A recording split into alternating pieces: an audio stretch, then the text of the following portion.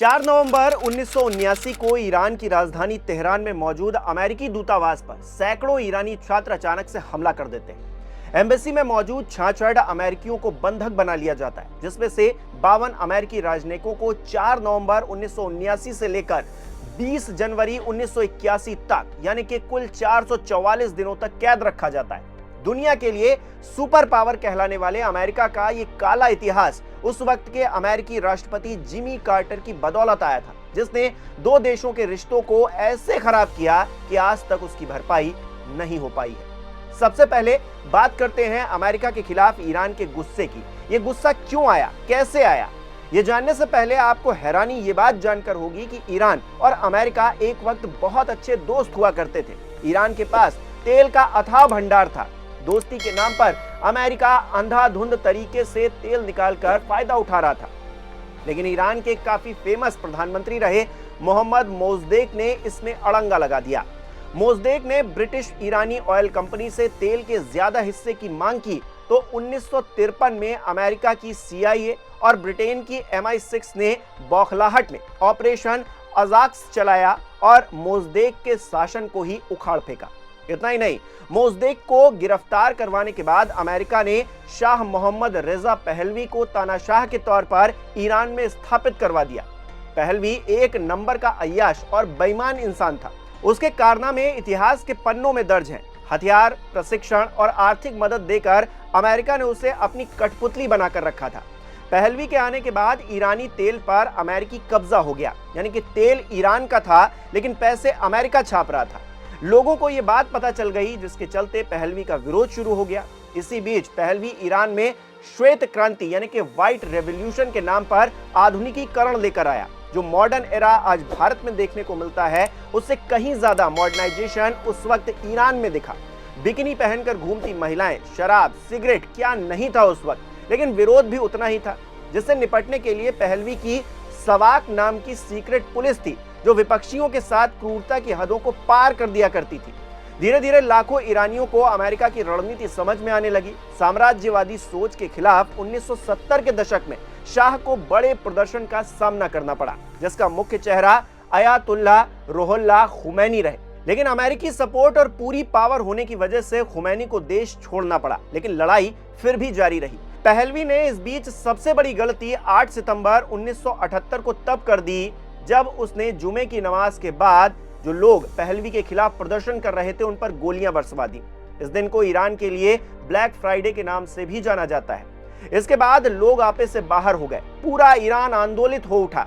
आखिरकार 1978-79 की ईरानी इस्लामिक क्रांति में शाह को उखाड़ फेंका गया। एक तरफ पहलवी जनवरी 1979 को देश छोड़कर भागा, दूसरी तरफ फरवरी 1979 को 15 साल के निर्वासन के बाद खुमैनी फ्रांस से वापस लौटते हैं और इस्लामिक गणराज्य की स्थापना करते हैं। इस तरह व्हाइट रेवोल्यूशन का अंत होता है। इस बीच अमेरिकी दूतावास पर 14 फरवरी 1979 को छोटा हमला होता है, लेकिन हालात ठीक हो जाते हैं। अमेरिका इस्लामिक क्रांति के बाद भी ईरान के साथ संबंध बनाए रखने की कोशिश करता है, लेकिन उस वक्त तक क्रांतिकारी उसे महाशैतान मान चुके थे, तो कोशिशें किसी काम की नहीं रही। इस पूरे घटनाक्रम में अमेरिका के 39वें राष्ट्रपति जिमी कार्टर की भी काफी थू-थू हुई। दरअसल ईरानी क्रांति के बाद पहलवी निर्वासन पर था। अक्टूबर 1979 में उसे कैंसर होने का पता चलता है और इलाज की जरूरत पड़ती है। कार्टर ने इस चेतावनी के बावजूद कि इससे ईरान में अमेरिकी दूतावास पर हमला हो सकता है, मानवीय आधार पर 22 अक्टूबर 1979 को शाह को न्यूयॉर्क में इलाज की अनुमति दे दी। ये कार्टर की जिंदगी पलटने वाला फैसला था, थू-थू करवाने वाला फैसला था, क्योंकि ईरानी क्रांतिकारियों और खुमैनी समर्थकों ने इसे 1953 के CIA तख्ता पलट की साजिश माना और इसे बहाना बनाकर 4 नवंबर 1979 को दूतावास पर कब्जा कर लिया गया। ये करने के पीछे सीधा मकसद पहलवी को ईरान लाकर सजा देना था, उसको सरेआम फांसी देना था। हालांकि ईरान के अस्थायी प्रधानमंत्री मेहदी बाजुर्गान ने अमेरिकी दूतावास की सुरक्षा की गारंटी दी थी, लेकिन ईरानी क्रांतिकारियों के आगे सारी गारंटी धरी की धरी रह गई। जब खुमैनी ने कार्टर के फैसले के बाद दूसरी क्रांति का आह्वान किया तो 4 नवंबर 1979 की सुबह करीब 6:30 पर 300 से 500 ईरानी छात्रों जिसमें मुख्य रूप से Muslim student followers of the Imam's line ने अमेरिकी दूतावास की दीवार फांदकर गेट तोड़ दिया। भीड़ आगे बढ़ती रही। दूतावास में 66 अमेरिकी थे, जिसमें से 63 दूतावास में 3 विदेश मंत्रालय में थे। छात्रों ने सभी को बंधक बना लिया। बाद में 13 को रिहा कर दिया गया, एक बीमार हो गया। इसलिए 52 अमेरिकी राजनयिक पूरे 444 दिन तक, यानी कि 4 नवंबर 1979 से लेकर 20 जनवरी 1981 तक कैद में रहे। शुरुआत में इसे सिंबॉलिक प्रदर्शन माना जा रहा था, लेकिन खुमैनी के समर्थन के बाद यह लंबा संकट बन गया। जैसे ही खुमैनी ने इसे अमेरिकी जासूसी अड्डे पर कब्जा बताया और अपने समर्थन का ऐलान किया, बवाल मच गया। मेहंदी बाजरगान की अस्थायी सरकार गिर गई। खुमैनी की ताकत बहुत ज्यादा बढ़ गई।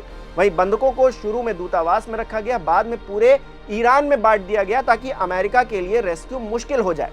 इन्हें आंखों पर पट्टी बांधकर रखा जाता, मारपीट की जाती, अकेले में कैद में रखा जाता, भूख से प्रताड़ित किया जाता, आत्महत्या के कई बार प्रयास भी हुए। कुछ ने कलाइयां काट ली और रूसी रुले जैसी यातनाएं झेलनी पड़ी। ईरानी टीवी पर उन्हें ब्लाइंड फोल्डेड घुमाया जाता और अमेरिका मुर्दाबाद के नारे लगाए जाते। ईरानी प्रचार में उन्हें मेहमान बताया जाता, लेकिन असलियत काफी ज्यादा क्रूर थी।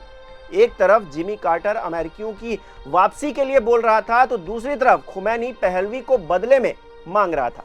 बात फंस चुकी थी। इस बीच कार्टर ने ईरान के $12 बिलियन के एसेट्स को फ्रीज कर दिया। ईरान में इसे लेकर और ज्यादा गुस्सा फूट पड़ा। कार्टर को भी अपने देश में जवाब देना था, तो उसने ईरान पर प्रतिबंध लगाना शुरू कर दिया, जो आज तक दोनों देशों के बीच दुश्मनी की कहानी को बयां करता है। हालांकि Jimmy Carter operation Eagle Claw के जरिए कोशिश करते हैं कि अपने लोगों को वापस लाया जाए।